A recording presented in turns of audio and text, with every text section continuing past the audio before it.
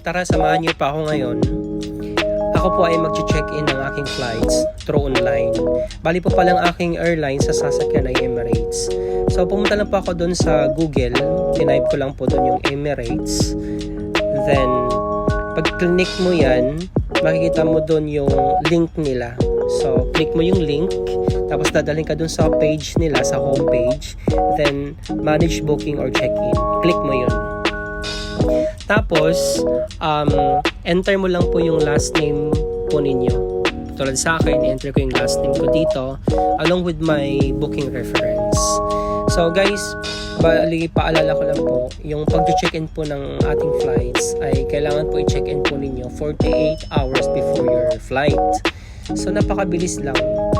Bali, ang gamit ko ngayon ay mobile phone. Tapos pumunta lang ako doon sa Google. Yung iba naman, gusto nila yung mobile phone yung gamit nila, pero through app, dina-download nila yung app ng Emirates. So, yun. Kinlik ko po yung check-in, ito po yung lalabas. So, lumabas po yung booking details ko po dito. So, check ko po yung airlines, yung oras, tsaka yung pangalan. Tapos, click mo yon. Then, may mga security question ka dito na kailangan mong sagutan.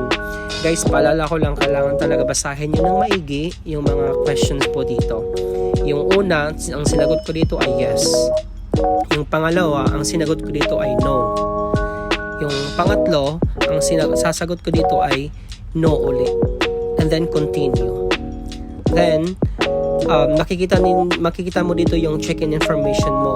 So, personal details, then passport, and then emergency contact. Click mo na din yung continue doon.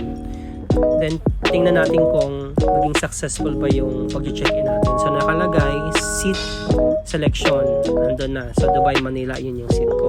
Click ko na yung continue. Ayan, successful na siya, guys. Thank you!